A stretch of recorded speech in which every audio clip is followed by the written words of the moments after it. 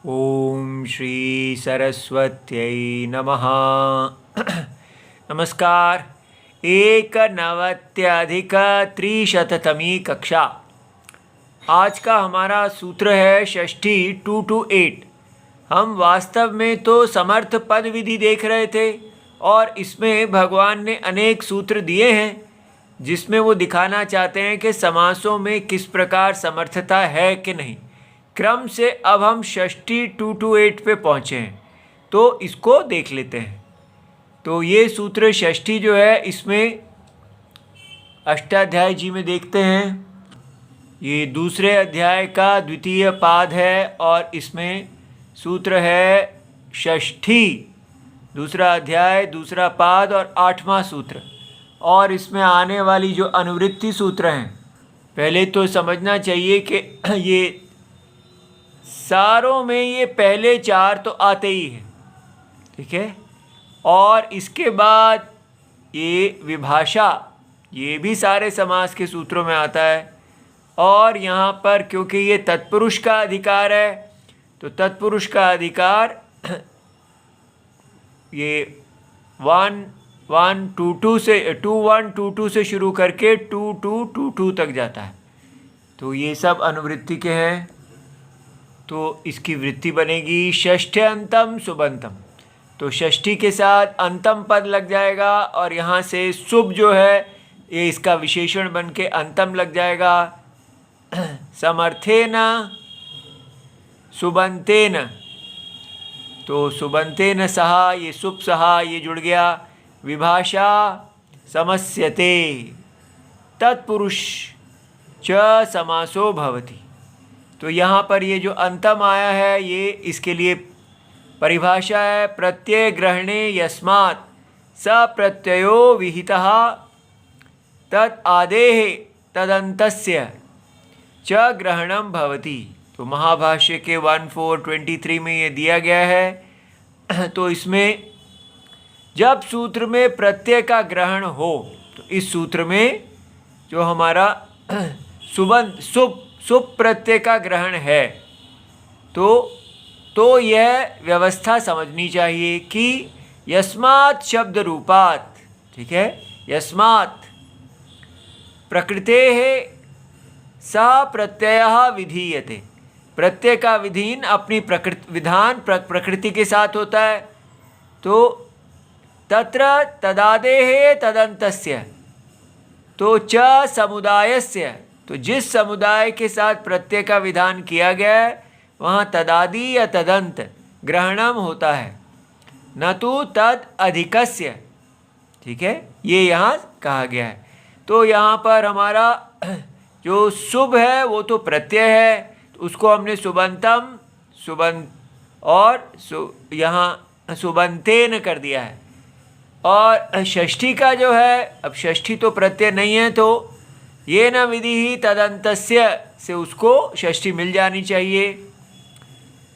अच्छा, इस परिभाषा के कारण षष्ठी, सुप और सुपा इन सबके साथ तदंत विधि हो गई है।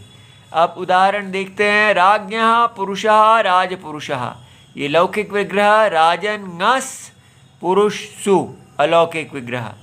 या ब्राह्मणस्य कम्बलः, ब्राह्मण कम्बलः। तो ये 2 समास हो गए। अब यहाँ पर एक वार्तिक आते हैं, वो कहते हैं कृद योगा च षष्ठी समस्यते इति वक्तव्यम। ऐसा कहना चाहिए कि जब कोई सुबंत षष्ठी को इस कारण से प्राप्त होता है क्योंकि उसका संबंध कृदंत सुबंत के साथ है, तो समास होता है।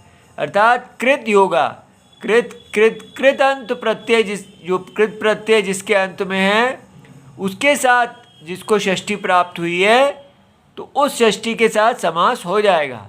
तो ये सूत्र है कर्तृकर्णयोहोत कृति षष्ठी अनभिहिते। अनभिहिते कर्तरी और कर्मणि, जो करता है उसमें और जो कर्म है, और वो कृत प्रत्यय का है, कृति च षष्ठी विभक्तिर भवति, उसके साथ षष्ठी विभक्ति होती है।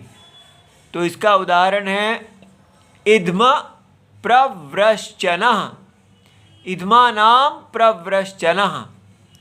तो इद्ध जो है वो इंध और प्लस कता, तो यहाँ कता प्रत्यय है जला हुआ, उसका इध्मः पुल्लिंग बन जाता है, तो इध्मम या नपुंसक बनता है दोनों। तो दोनों में यज्ञ का ईंधन, इध्मा माने यज्ञ का ईंधन और प्रव्रश्चनः माने कुल्हाड़ी। तो हो गया ये ईंधन की कुल्हाड़ी, उनको काटने वाला। उसके बाद पलाश शातनः, पलाशा नाम शातनः। तो पलाश जो है वो पल धातु है और उसमें अश प्रत्यय है और बाद में वृद्धि का तद्धित प्रत्यय है। तो ये अश प्रत्यय कृत प्रत्यय होने से यहाँ इसको षष्ठी का समास हो गया है।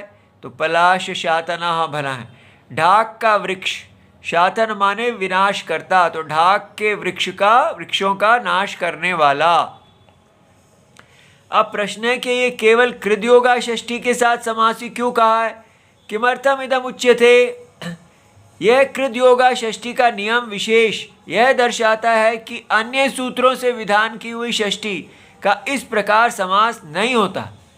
जैसे षष्ठी च अनादरे 2, 3, 38 ये सूत्र है, तो जो इसलिए वहाँ षष्ठी का विधान है लेकिन ये समास नहीं होगा। तो इसमें ये 2:10 में एक वार्तिक दिया गया है, प्रतिपद विधाना च षष्ठी न समस्यते इति वक्तव्यम। माने सूत्र षष्ठी शेषे 2:350 को छोड़कर अन्य सभी सूत्रों के आधार पर षष्ठी प्राप्त का समास नहीं होता। तो उन अन्य सभी को प्रतिपद विधाना कहते हैं। और ये जो है ये कारक विवक्षा जहाँ नहीं है वहाँ शेषे षष्ठी होती है। तो इसलिए ये बड़ा गहरा है, समझने वाला है।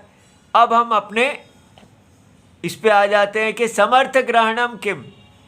तो समर्थ तद्विधि के अंदर ही हम ये देख रहे थे।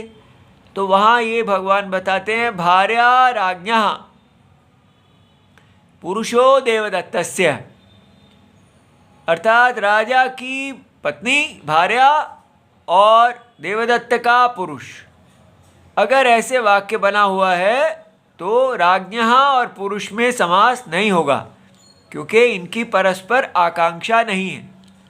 जब आप कहते हैं राजा का, तो उत्तर में मिलता है राजा का कौन? भार्या।